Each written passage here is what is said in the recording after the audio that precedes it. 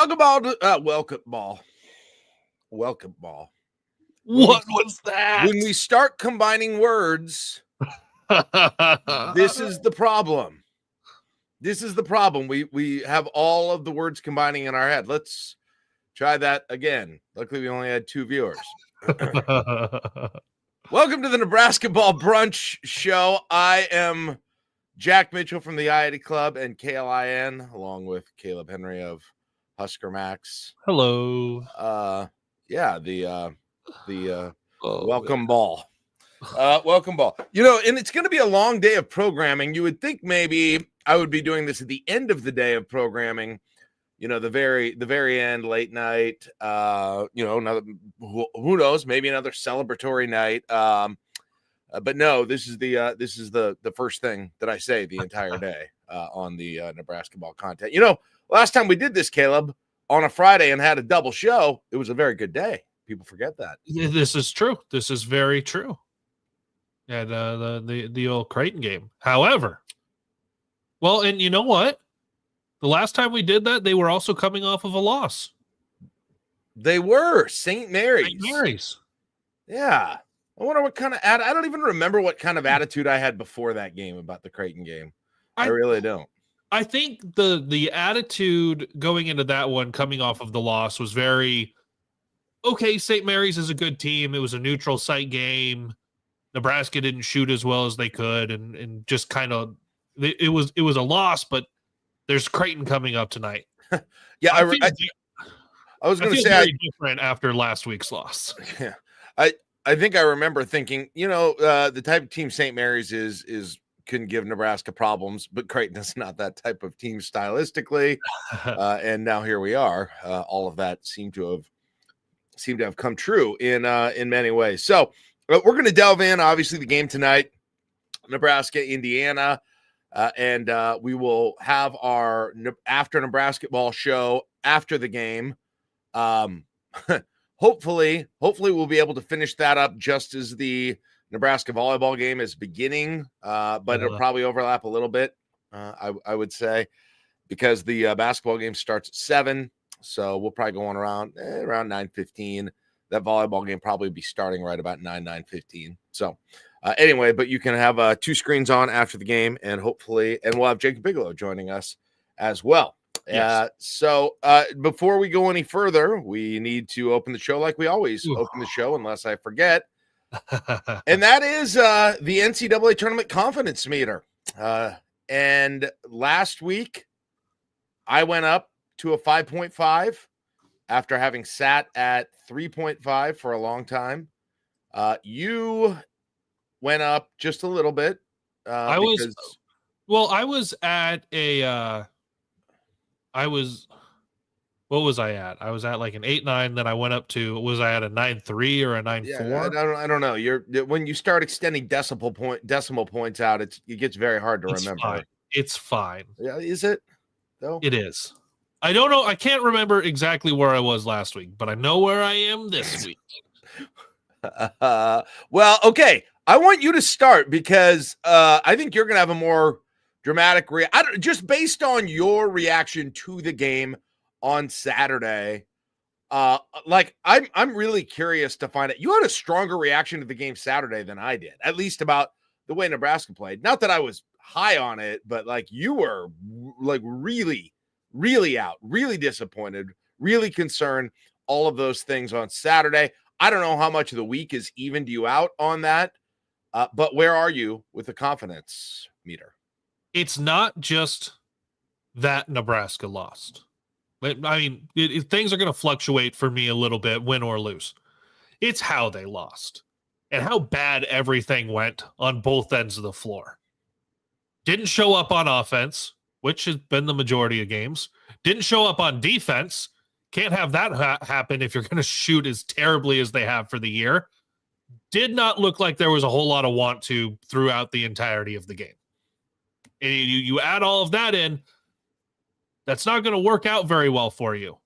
You do that night in and night out, you're looking at 5 wins in the Big Ten. That you're not looking at a good recipe for success. So I was over a 9. Put me down for a 7.3 right now. Wow. 7.3. Now I'm still I'm still fairly confident in this team that is going to make the NCAA tournament. But if this becomes a pattern on the way this team plays, that number will continue to plummet. Wow. Okay. So the lowest Kaleb has been, did you say 7.3? 7.3. You are the worst. I will also go down. So this is going to be weird because I'm going to still end up being lower than Kaleb overall. Yet I am going to sound more positive today, which is weird. But which is different than how the podcast was in its early weeks. Yes. I was at a 5.5 last week. I will move to a 5.0. Let me move to a 5.0. Just in terms of resume, that game, obviously, it was an opportunity for sure. But there are going to be a lot of opportunities like that one this year and a lot of better opportunities. And while the margin did hurt Nebraska a little bit in some of those metrics that count margin, it's not like it doesn't feel like, you were taking a shot to win a game. You were an underdog. Obviously, I didn't like it. Obviously, I didn't like the margin. None of those things. But to me, it didn't have a lot of impact on the resume, probably side of the chances. And then the other side of their chances, of course, is, well, we know more about the team. There's another data point on who they are and how they'll do. And I'm a little concerned. Obviously, I bumped down a little bit because of that primarily, but again, it feels like you have a game like this every year, right? No matter how good the season is, where they just do not show up, where it gets away from them, where nothing goes right. And I'm still not sure that there wasn't some level of exceptionalism in this. We're going to find out. Like we'll find out fairly quickly, but yeah. I'm not in panic mode after that game, despite how bad it was. I'm teetering on panic mode. I'm teetering. A bad shooting team shot 52%. 52%. A bad shooting team against this Nebraska team. Michigan State had 48 rebounds in the game, 12 on the offensive glass. Nebraska had 19 total. Did not show up on any part of the game. Did they show up? Now, here's where I have a little bit of a different, like just a very slightly look at it than you. I see the second half as unbelievably different than the first half in this game. And I do believe this is concerning in its own right. Half where Michigan State outscored Nebraska 48-21. That second half? Yeah, that was the bad one. Feel-good half for you? I didn't say it was good. The first half was the feel-good half. Duh. Jeez. Good Lord. No, the second half, everything snowballed. And not that this is the rebound and defense were terrible. We're terrible, especially in the second half. The two things that you've got to have a little fire, a little effort to do. They didn't have it. Is that bad? The team, yes, that you're concerned that they weren't really, giving full effort. Yeah, for sure. But I do also think that attributes for why things got completely sideways in terms of the numbers that you're referencing. And so I temper them with that to some degree. The first half, while Michigan State ended up with a 10-point lead, I would like to see the full stats. I don't know if I have this, probably not on the box score that I'm looking at, but broken down between the halves of that game and see. And I'm sure it was still better, but see what the rebounding margin was in the first half. See what the field goal percentages were in the first half as compared to the second half. That would be interesting to me. But again, like I don't know, man. Like, yes, it could be indicative of what's coming down the road. We just haven't seen that yet with this team at all, including in the one other loss. You didn't see them completely get dominated the way they did in that game. And so, like, I'm still sort of going with the bulk of their work versus the one. If I'm saying, does Michigan State typify who they are? definitely don't believe that yet. Let me see some more here at this point. Okay. I think they had a terrible day. Here you go. In the first half, Nebraska is trailing by 10 at the break. Right. Had cut it, by the way, had just cut it to 6. And then, man, there was a bad flurry there in that last 90 seconds of that half, if I recall. So where'd my play-by-play go? I was going to talk in the last minute, Michigan State misses a shot. Cale Jacobson hits a 3. Michigan State dunk. Cale Jacobson missed 3, and then a Michigan State turnover right at the end. So that was the last minute. It went from 6 to 10 in the last 90 seconds or so. Yeah. Nebraska shot 38.5% in the first half, 3 of 8 from threes. Michigan State shot 43%, 3 of 12 from deep. They made all 12 of their free throws. Nebraska 8 of 10 at the line. Nebraska had 4 assists. Michigan State had 9. Spartans had 24 rebounds already. Nebraska was at 10. Okay. So that was still a problem. The rebounding advantage was already there. All right. That was there throughout. Fair to say that. And then it just doubled up in the second half. And then in the second, I mean, the freaking wheels, everything went to hell though in the second half again. Like it is hard for me to typify that as even a regular basketball game. The wheels had fallen so far off. They were so emotionally disconnected to that whole thing. It was bad. It was really bad. Michigan State shot 61% in the second half. No, made 6 of 11 threes. Yeah, they did well. I know they did well. I know. Like you're not going to convince me by giving me like shocking numbers that like I'm not going to extrapolate that game any further, no matter how shocking the individual numbers are for that game, because it's a single data point. That's it. You can halfway show up and stop a team from shooting 60% in a half. You can fake a whole lot of energy to stop a team from shooting 60% and out rebounding you by 15 and a half. Like you can just kind of be there. Did Nebraska even have 5 players on the floor for a lot of this game? Didn't seem like it. That's the concern for me. You've taken like such a hard heel turn all of a sudden, just like wow. Well, what was the thing that this team had going for it over the first 7 games, whatever? Is that they were going to show up. There was going to be energy.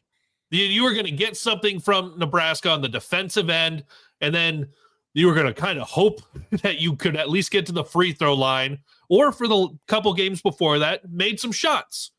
You at least knew you were going to get defense and energy. And those did not travel to East Lansing at all. That's a big concern for me. No. They didn't travel. Yeah. They did not. Although they did not travel. Although Jackson Kohler traveled a lot, and they would not have had as many rebounds had he not traveled as much. That's true. Yeah.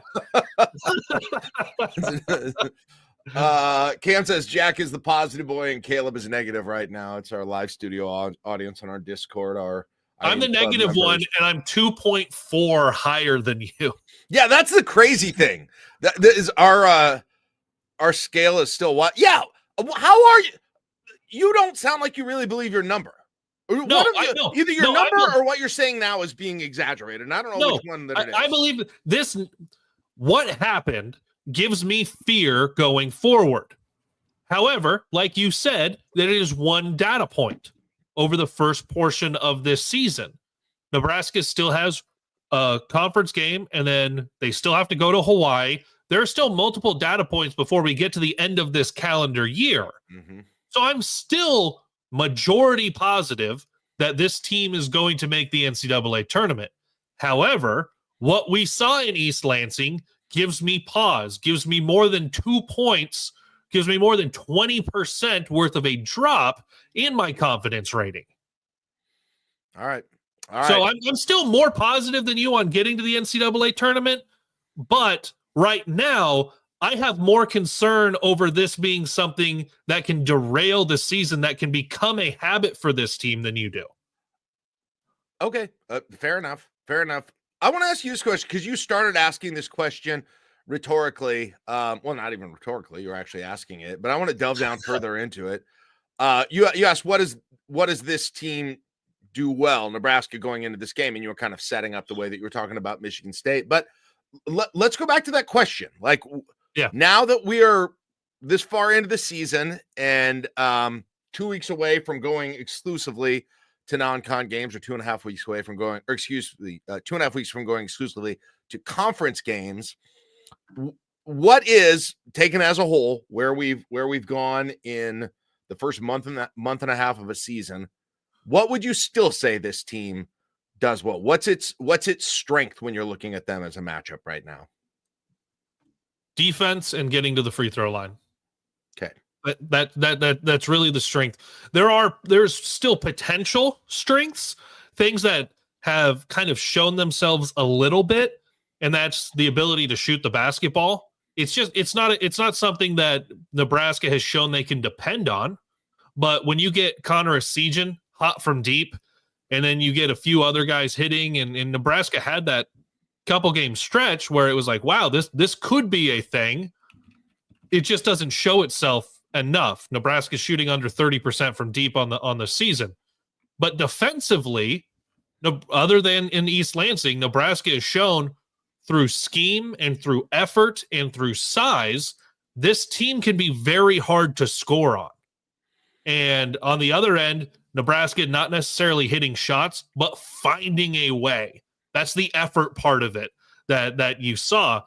So I think, East Lansing aside, this team can still be counted on. The strength of this team is what they're going to do defensively, and then the effort in finding a way on offense, whether or not shots are going in.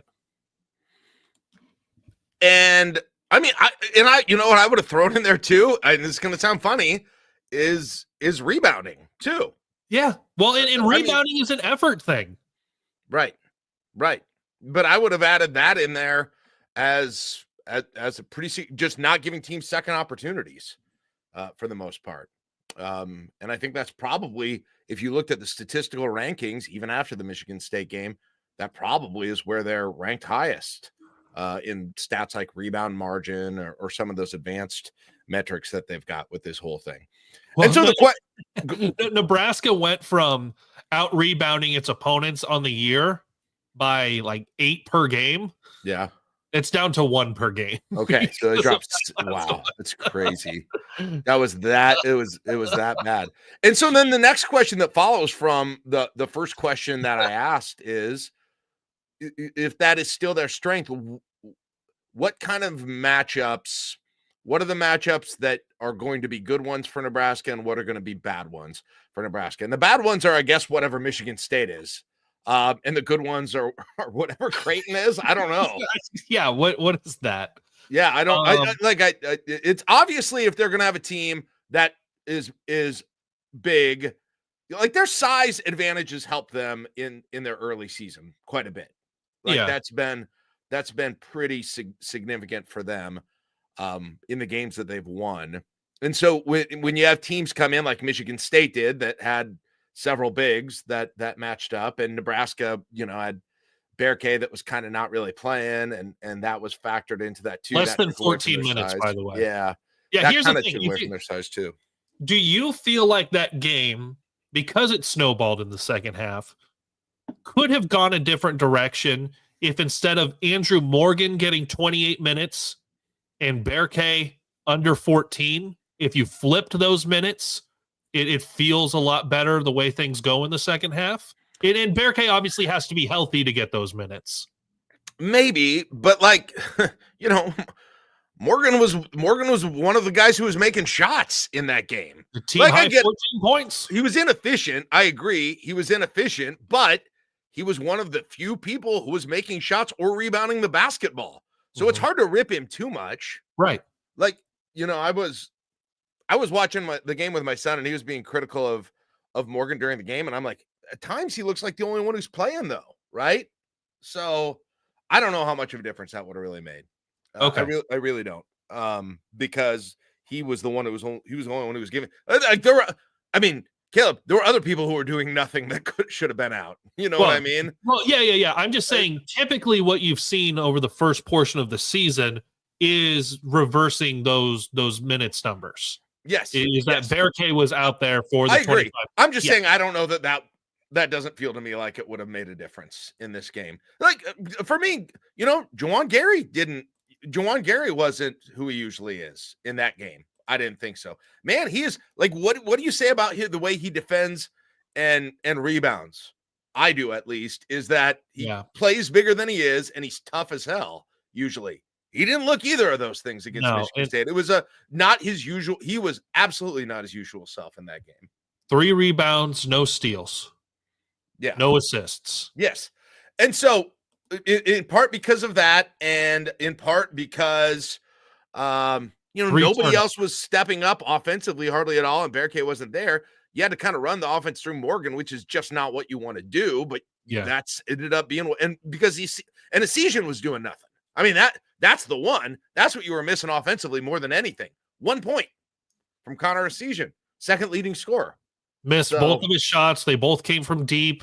Ends up with 1 rebound in the game. It just really didn't impact anything over his 20 minutes because Michigan State went out and said, we're not letting you really get the ball. He didn't get a whole lot of touches on offense.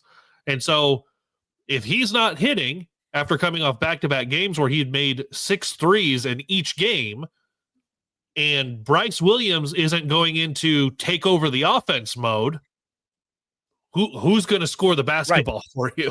And that still, despite my concern isn't defense or rebounding, still that is my bottom line biggest concern, and that's the one I think will come up more during this conference season than most of the stuff, the defensive and rebounding stuff we saw at Michigan State. This team still feels like it oddly has an issue that's plagued Nebraska basketball for years, and that's the dreaded scoring drought that can happen. And especially when you got teams that really D up, which I don't know if Nebraska saw a ton of during when you had these teams, these let it fly teams, when you had these let it fly 3-point teams that aren't even trying to get offensive or aren't barely trying to crash the boards whatsoever, right? And they're not. I mean, listen, Creighton's done a lot of stuff well over the years, and especially this year, but it's about offense, not defense more there, right? Yeah. Talk about Nebraska putting up 100 points in some of those games. So that's a concern to me, is that you don't have enough scorers. And I think Bryce is going to have to get just a tick more aggressive and a tick more kind of creative, I think. That's what we said before the season too. Was who's got to be the guy? It's got to be Bryce. I know, and it's got to be more than it is, though. He still doesn't feel like he plays to his full offensive potential to me, and I don't know why. He doesn't quite have the numbers, and he looks like he could do more. You'll see flashes of it sometime, and like when he's in transition, you will really see what a good athlete and scorer he is. But then sometimes and you saw it in flashes last year. I think you're going to have him be, and Juwan Gary to some degree too, but they are going to have to be consistent drought busters throughout the course of the year. So Nebraska, because they're going to be the ones that get Nebraska out of it.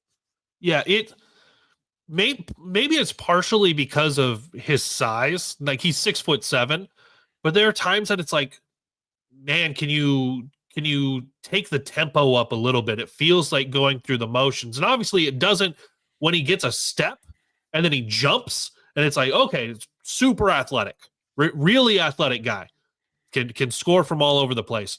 But sometimes I'm like, hey, I want you to just decide you're going to break somebody down and take them off the dribble. Yes. Even if it's pulling up for 10, 15 feet. He doesn't really do that. He'll kind of back someone in, get half a step on them, float and try to draw a little bit of contact. There's not a totally agree. I don't know, DeMar DeRozan.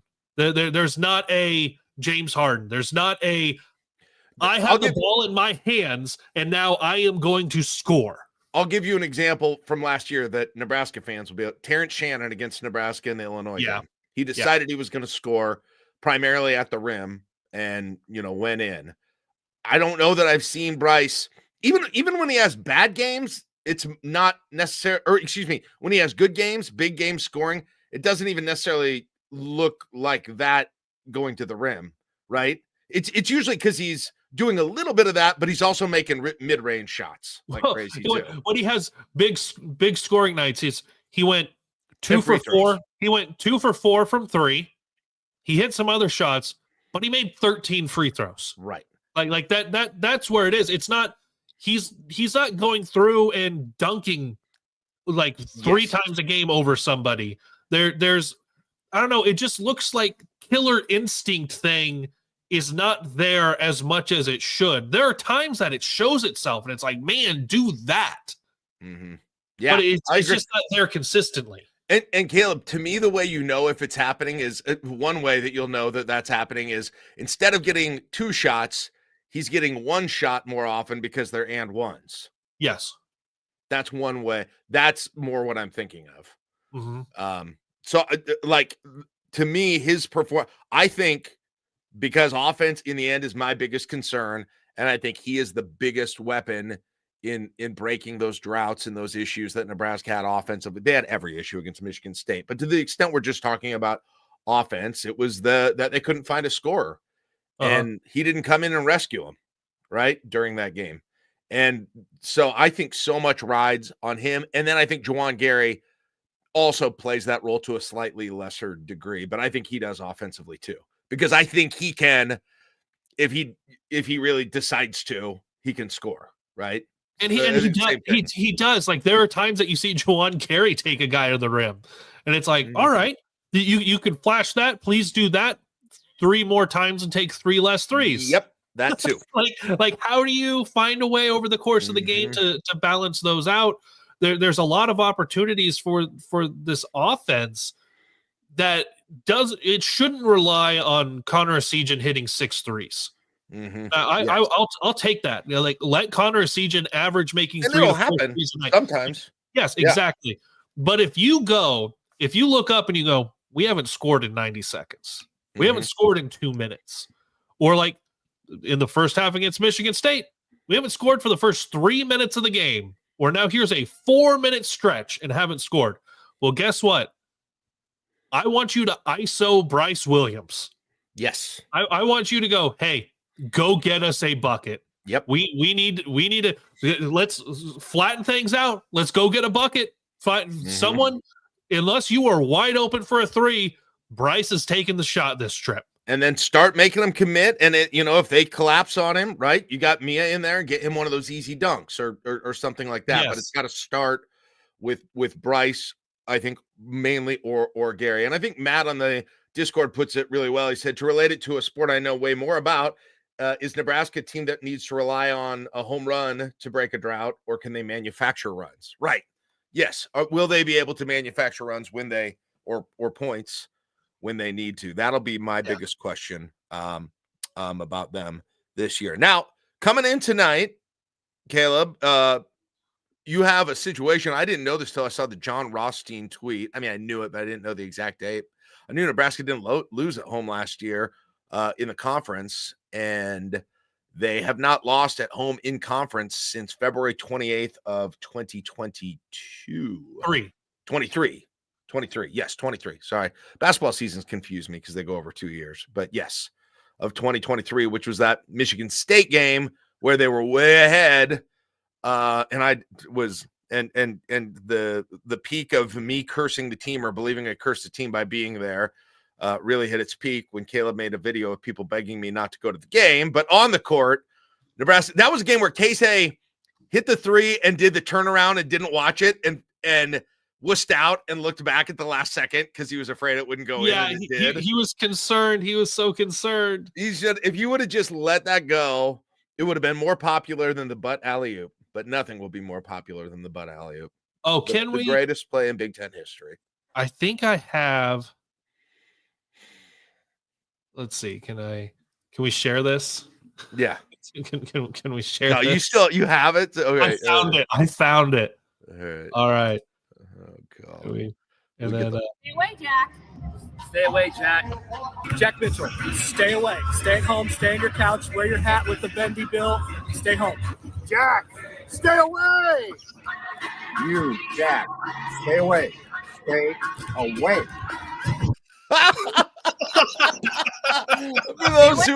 For those who are listening, there were cameos in there by Connor Happer, Pat Norris, the equipment director for Nebraska basketball, and Kent Pavelka. You probably heard there at the end, as well as multiple PBA staffers, and then people I don't know. Yes, there were also people that I don't know.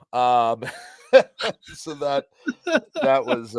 And I did stay away. And they still lost. And then I started going a lot, and they haven't lost a conference game since. So it obviously wasn't me. That's exciting. That's very good to know. Yeah. But yeah, it's interesting because Nebraska's favored in this game, Kaleb, against Indiana. I think a lot of that goes into, I mean, at least Vegas has really started to factor in that home field advantage, I think. It is, and it's down to 2.5. Is it? Okay. I was somewhere in there. I felt a little surprised. I was a little surprised they were favored after that Michigan State game.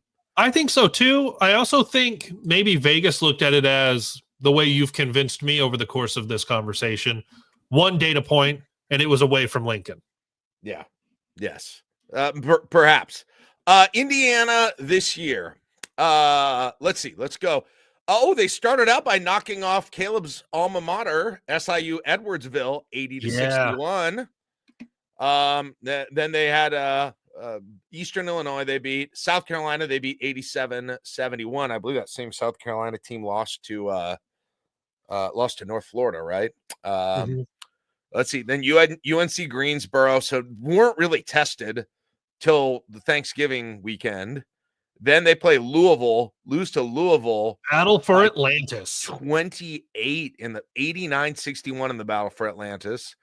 Then they get Gonzaga, lose to Gonzaga by 16. And then in the final game there, they did get Providence and beat Providence 89-73. Since then, they beat 1-2 in the Bahamas. Yeah. So since then, they beat Sam Houston, Miami, and Minnesota. So I guess Providence Miami of Ohio, by the way. Sorry, yeah, Miami of Ohio. I guess Providence is their best win. Providence currently 76 in Ken Palm. Yeah. So that's interesting. They've been tested. Well, they lost. They've got fewer. They don't really have any particularly quality wins. Now they did go to Minneapolis and win that game by 25. I believe that was at Minneapolis. So is that right? Or maybe it was in Bloomington. It was in Bloomington? Yeah. They haven't played a true road game this year. Wow. They have not played a true road game this year, if I'm looking at this right. No, they haven't.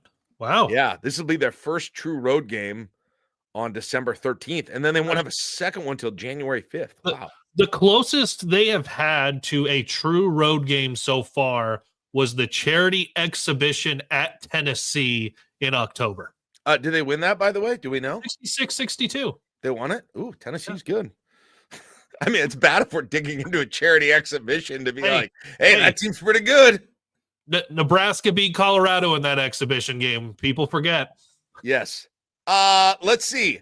How many players from the Indiana team that Nebraska murdered last year are still on the team? Let's see. Their top scorer is Malik Renew. I remember him from last year. Yes. Mackenzie Mbako is second leading scorer. Omar Ballo is their third. Those guys were all there. And then Miles Rice is another guard. He's scoring double digits. Those are the four guys scoring double digits for them this year. So in terms of the offense, Ballo is their leading guy. And so he's kind of taking the spot of Kalel Ware. Now, whatever strategy Indiana, Kaleb, had with big guys last year, as good as Nebraska shut down Ryan Kalkbrenner in that Creighton game, you could argue they almost did a better job with Kalel Ware last year against them. So we'll see if you've got that kind of a situation again with Ballo in Indiana maybe struggling a little bit to get points for their bigs, Ballo in particular. Now you look at the opponents, and like we said, there were a couple of good opponents that they saw in the Battle for Atlantis in the Bahamas, but Indiana on the season is shooting 50% from the field. Okay, 50%. So these are guys that are used to seeing the ball go through the basket. Right. They are shooting 35, just shy of 36% from three, making 6 of them a game. Can you, if you're Nebraska and you're at home, first true road game for the Hoosiers, hold them to 30% shooting overall? They're like, you win the game if you hold them to 30% shooting. Yeah, I would think so. Yeah. 20% under their season average. Can you frustrate them defensively? I mean, that's going to be the name of the game here. And that's what Nebraska's done to in the Big Ten tournament matchup, Casey went insane, obviously. Yeah. God, that was among my favorite sporting events for a long time, that Indiana Big Ten tournament game. But yeah, that's good. And then the other thing is Gabe Cupps, who played against Nebraska last year and was expected to be a big part of this team this year. He's been injured and he's out, I believe, tonight. So he's been out for a while, I think, since those Thanksgiving games. So yeah, that's another big thing there. So that's I don't know a ton about what the matchups are going to be with Indiana, what they've looked like this year. Although there are still some familiar faces. And here's the other thing, Caleb. We talk about this lots during football season. And I don't know how much it's infecting Indiana yet, but there's a high pressure situation going on inside of Indiana right now to win at this point. Yes. I mean, that is one thing where I feel like Nebraska has, despite it being bad and you being really bad about last Saturday, it's nothing like the pressure and the readiness to pounce that any fan base has, as is the case with Indiana right now. No, it is, which is so wild to see that their football team is literally in the college football playoff and their basketball coach is on the hot seat. The seat's so hot, he was at a cigar lounge in Lincoln last night too. So like it's so weird to see this and see where Nebraska is in the first couple of years of Hoiberg, and then the build from 2 years ago that gets a little bit derailed from injuries to last year being in the tournament to all of the opportunity and everything that is there in front of the team this year and the way that it's been reloaded, not rebuilt for Hoiberg. That Woodson is really got to try to figure some stuff out. And if you're looking at anywhere in the Big Ten, I know Nebraska finished third in the league last year. But if you're Indiana, the games that you have to circle that you got to win those. Mm-hmm. Even if it's in Lincoln, Nebraska is one of those. You got to win those if you're Indiana basketball. Mm-hmm. So there is a lot on the line for that team at Pinnacle Bank Arena. And for the home team, you're coming home after getting blown out. And people aren't feeling great. And across town, at at about the same time, you've got a national championship performance team. So there are eyeballs that are already split. And people know what success looks like. It doesn't look like what happened at Michigan State last week. How do you rebound from that? How do you come back and go, no, we're okay. The Caleb can take it back over a 9 going forward. Let's fix that. There's a lot on the line for both teams. And when you mix those, that has the potential to either be a really tight game or snowball out of control one way or the other because the pressure is too much for one team. Which team is that going to be? Yeah. I think it's more likely Indiana, especially on the road. I agree. But yeah, for sure. Man, I'm looking at those scores last year. 86-70 in Lincoln, 85-70 in Bloomington, 93-66 in the Big Ten tournament last year. So Nebraska beats Indiana in 3 games by about 60 points last year. Wild. Yeah. That's crazy. And And like I'm looking back, I wonder if I can get to. No, it's going to take it to me. I'm wanted to see if I could get the box score to that game. Yeah, I've got it here. So the box score to the Big Ten tournament game, if it will open for me, it's being a real pain in the rear. Here we go. I just want to see who were there. So Mbako, Renew, Kalel Ware, Xavier Johnson, and Gabe Cupps were their starters in that game. So I was just curious who was getting most of the minutes for them. CJ Gunn, Anthony Walker. So I mean, a handful of the same guys that you're seeing for them this year are on that team. They've obviously added, though, through the transfer portal and through recruiting as well. After this, they get Chattanooga, Winthrop, and Rutgers at home. Then they go to Penn State, USC, and out of Iowa. Like, they're looking at the schedule and starting with Minnesota. They're looking at this schedule right now, Caleb, I would guess, and saying, hey, we got a shot to start this season, I don't know, 1, 2, 3, 4, 5-0 going into Iowa on January 11th in the Big Ten. Yeah. I mean, if I were looking at that schedule and I was them, that's what I was thinking right now. On the Discord, Bam says, I've only become more than a casual basketball fan in the last 5-ish years. When was the last time Indiana was really good? Really good? I mean, really good. They were in the national championship game in 2002.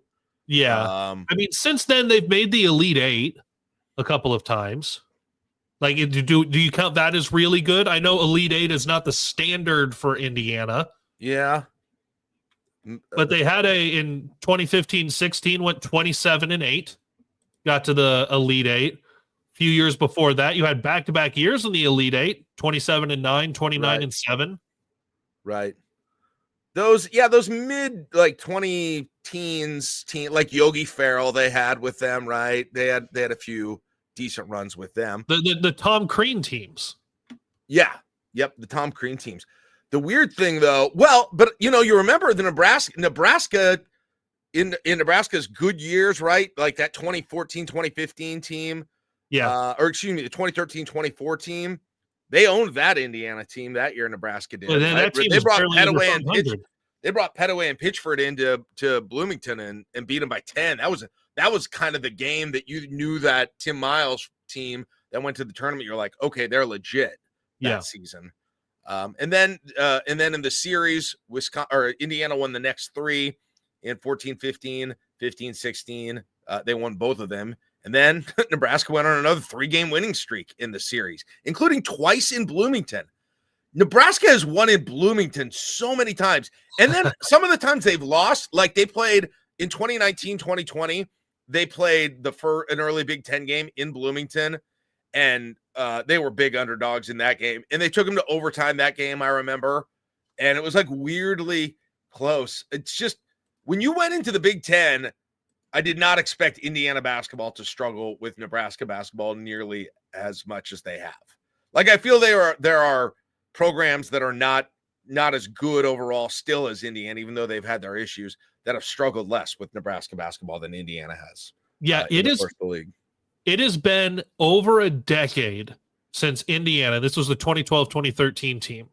The Hoosiers went 29-7. They were preseason number 1. They finished number 4. They lost in the Elite Eight. They were a 1 seed in the NCAA tournament. Right. And it's been over a decade. So If you're talking about really good, what Indiana comes to expect, where they haven't been a top 3 seed since in the tournament. Yeah. And by my quick count here on their series, since the Big Ten, since Nebraska joined the Big Ten, there have been 20 games between these two. Indiana leads the series 11-9. If my quick counting was right. Wow. If so you know how good Nebraska was during that time and was not. So that should give you an idea. Talk about joining the Big Ten and all of the expectations for football, and that obviously carrying the conversation. But to come in and go, okay, historical program in Indiana. Yeah. Not just what they've done in the Big Ten, but what they had done nationally, especially under Bobby Knight. But you are about 20 games in, right around 500 with them. And on a 3-game winning streak. And I know Indiana has not been the Indiana of old, streak. but that's still good to put the brands up against each other. Yeah.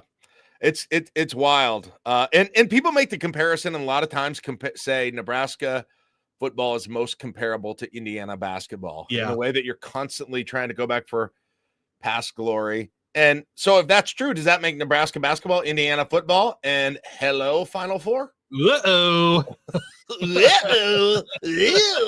Here we go. I mean, you can, but like it sort of feels like that, I mean, not that Nebraska is the equivalent of having the equivalent or will have the equivalent of success as the many Signetti, people call Indiana Goldberg Signetti, yeah, that's not necessarily what I meant, but it felt like that Indiana team was just able to go through.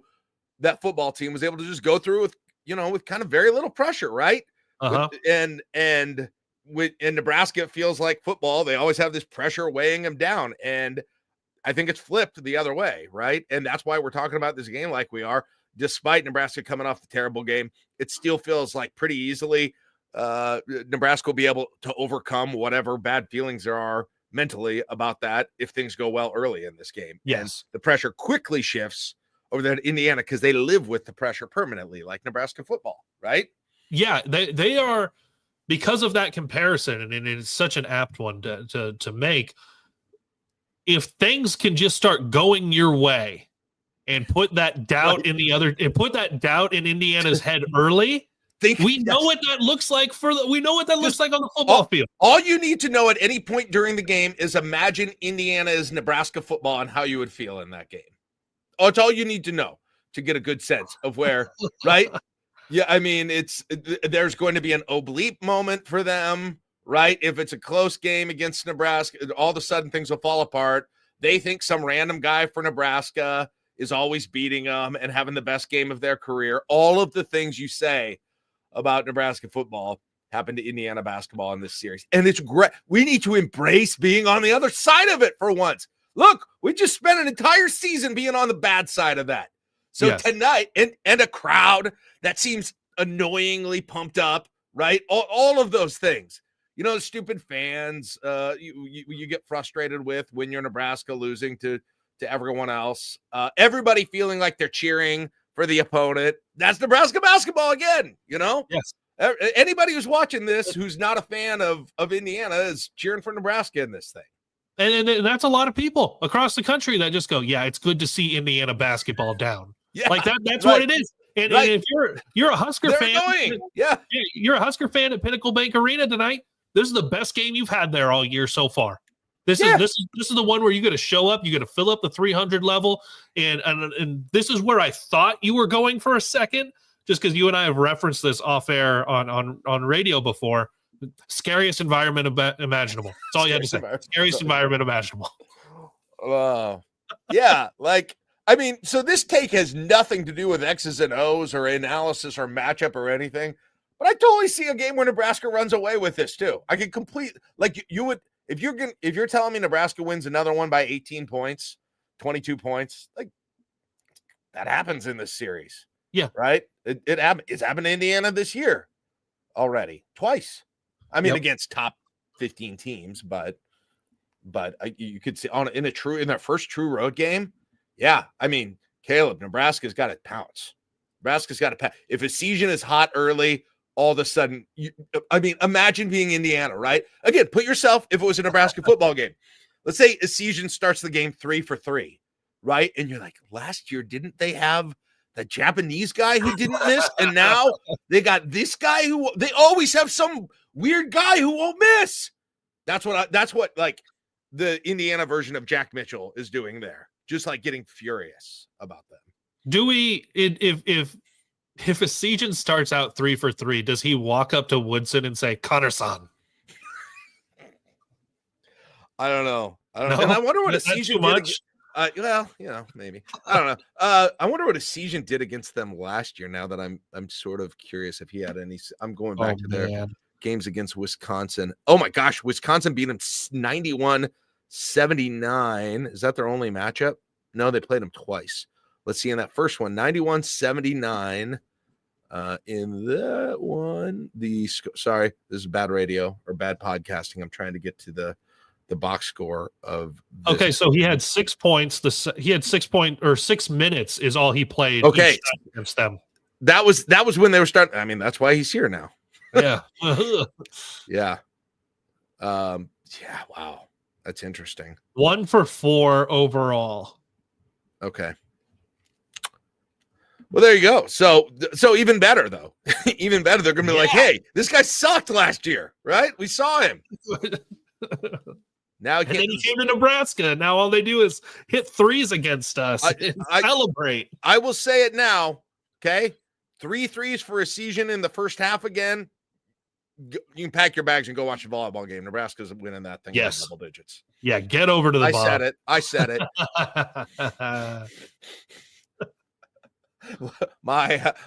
The tone has changed. We're not worried about a beat traffic alert at the under 8 or the under 4 in the second half. You get to the under 16 and the Season is 2 for 2. Get out of there, guys. Get over there. Get in line at the Devaney Center.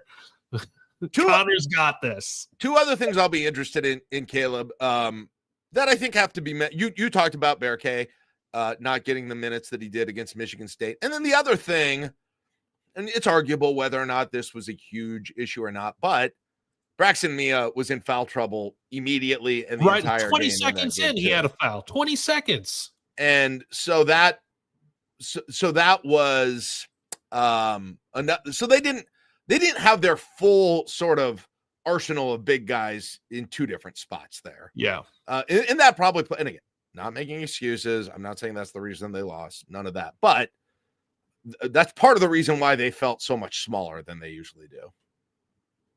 Yeah. Well, you rely on Andrew Morgan a ton.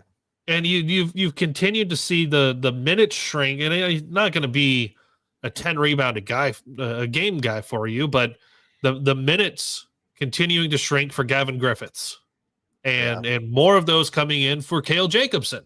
Yeah, and we talked about this last Friday.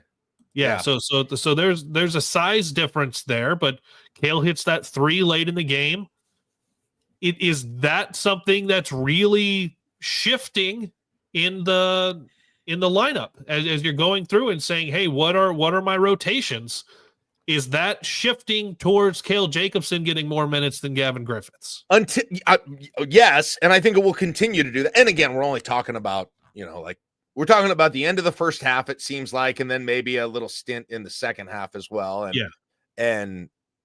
And Cale's getting more now than Griffiths. But until Griffiths becomes some kind of an offensive threat, why would you play him at this? Why would you pick him over Cale Jacobson if you had a few minutes to dole out, right? And I expected him to be a little bit more offensively. I expected him to come in, hit a 3 a game, and maybe get another bucket and a free throw somewhere else. 5-6 points a game. I expected that, and that's not what you're getting from him right now. Mm-hmm.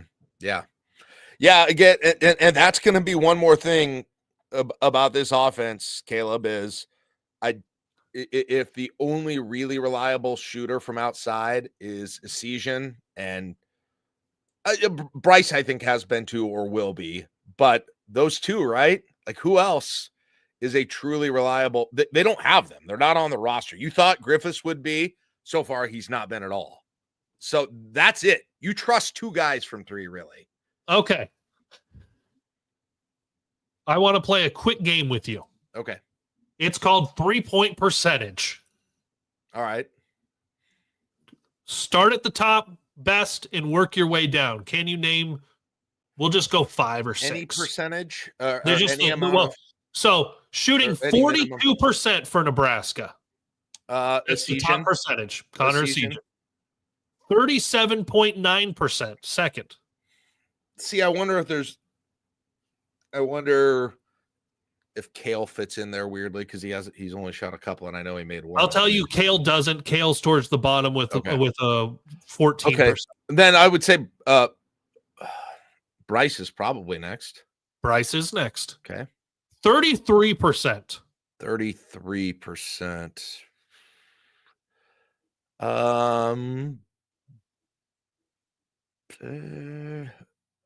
let's see who's made multiple. I'm trying to think who's even clearly made multiple threes. Yes, all of these are people that have made multiple threes. I know Worcester's made a few, but he's missed a lot. But he's done better than I thought he would. I'll say Worcester. Worcester has shot 25%. Okay. How about Bear K? Bear K has shot 23%. Okay. How about then let's see who else might be on that list. Not Jawan, right? Jawan has shot 25%. Okay, that's what I expected that one. Andrew Morgan? Andrew Morgan 33? is your third best three-point shooter by percentage. And then since we knocked out a bunch of other ones at 28.6%, who's your fourth best three-point shooter? Eulis? Sam Hoiberg. Okay. Aaron Eulis is down. So we worked through Bear K. Bad, man. And then you get to Gavin Griffiths shooting 15.8%. Aaron Eulis at 15.4%. And that's everyone who has made at least 2 threes on the year. Cale Jacobson has made just the 1 of 7. Henry Burt is 0 for 1. And then Grace and Mia have not taken a 3. Jeez. Yeah. And of those guys who are shooting more poorly than you would think, how are they able to score other ways regularly? Gary obviously is. Bear K obviously is. Worcester is more than I even thought.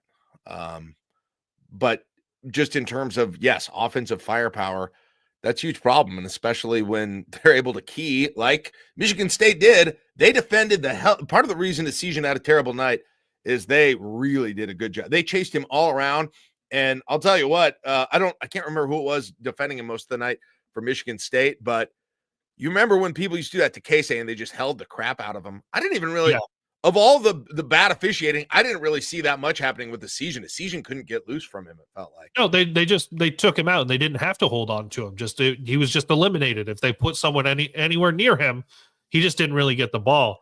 I think it was Holloman, maybe. I'm not sure who they were running against him, but yeah. Yeah, you got to find a way to get a Siege in the ball because he is shooting 42% from 3. You have to get him the ball. Bryce Williams, if you're shooting 37, almost 38% from 3, probably needs to hunt that 3 a little bit more. Yes, and then loosen things up so he can drive, right? Another thing, everything about him needs to be more aggressive. You go from there. I don't know what his career percentage is, but I would have imagined Sam Hoiberg should be around 35%. And he's one that you've talked about who's not really hunting his shot. Yeah, his is usually more at the rim when he's got a path, but he has passed up so many shots this year. It's been interesting. So, there are guys that are getting on the floor that should be shooting more. He's a 33% shooter from 3 over the course of his career. 40% a couple years ago, 30% last year, and then 28% this year. Yeah, everybody's below their average, I'm sure, except for the top 2, right? Yeah, probably. Everybody's below what they normally do on the entire team. That might be about where Raleigh is actually as a shooter, but the rest of them, that's that. And that affects the way people defend you, obviously, right? Yeah. And if you can take a season away. But Nebraska also, and I even said this with Casey last year, Kaleb, as we kind of wrap this thing up, sometimes it felt like Casey had to do all the work in getting open, that they didn't scheme him open enough. And I wonder if that comes into play with this whole thing too. I mean, are they just not getting good shots? It does feel like other teams have more wider open threes than Nebraska ever has. I don't know if that's true or not, but it feels like I don't know, because I feel like there are plenty of shots that Nebraska gets that are either wide open or open enough. And they just don't hit them unless everything is going in and you just get that flurry where you're like, he hits a 3. Now he hits a 3. Now he gets a layup. And you're like, oh, well, that was a quick 8 points. Phenomenal. Yeah. Unless you have that going on, it doesn't seem like guys are hitting a whole lot of really tough shots consistently. But I do think they're open enough for this team. Yeah. Now, the one final thing I'll say, 4 for 16, 25%. That was Nebraska's 3-point shooting against Creighton. So, yeah. Yeah, and that's because the defense was there and they were getting to the free throw line. Those are the effort that you needed on defensive side of the ball and rebounding. Yeah. That's where it is. Now Bearcat was putting in 12 points. Worcester was putting in points close to the rim as well. Bryce was more dynamic scoring in that one, and Gary had 16, right? Yep. So you weren't ever getting into drought scoring. Exactly. Now, as sour as I started the show out, I still expect Nebraska to win. And when we get into After Nebrasketball back on YouTube, about 20 minutes after the game, I'm expecting us to be talking about a victory for Nebraska. That's where I am. You could make like the win probability, judging from Caleb's attitude during this, like you do. It would look like a Nebraska football game, actually. Oh, jeez. If you did that. All right. A couple of things here before we sign off. Like Caleb said, tune in tonight. Do a second screen, or just listen to us while the volleyball game on is if you're watching volleyball, and we'll have you done. I'm probably Caleb at the latest after the first set. End of the first set, yeah, somewhere like that. Set, so you'll be able to see most of the game if you want to hang with us. So we've got that. Jacob Bigelow will join us. You guys will be will you be at PBA tonight? Yeah, I'll be there. I didn't ask you. All right, so you guys will be at PBA tonight. So check that out. If you're new to the show, welcome. Make sure and like and subscribe to the YouTube pages for Husker Max and I-80 Club, wherever you're watching, and you can watch it on either of those for this show. But you can get both of our other stuff as well if you do that. And if you want to be a part of the live studio audience, patreon.com/I-80 Club. We've had our Discord commenters throughout the course of the day. So that's been nice. Shout out to Matt, Bayman, DZ, who have all been joining us, and I think some others as well. So thank you for joining us, guys, in the live studio audience today. Caleb, anything else I forgot? Nope, just keep checking huskermax.com if you ever can't find any of the links to a lot of the stuff that the I-80 Club does, including just released free to the public this morning, the Dirk Chatelain plus one conversation that you guys had. You can find all of that at huskermax.com. That was lively. And thanks to Josh Peterson for all the work on our graphics and everything. And our little basketball guy has a Santa hat on. So very exciting. So very nice. All right. We will see you guys tonight after the game and hopefully be having fun after a W. See you then. Bye-bye.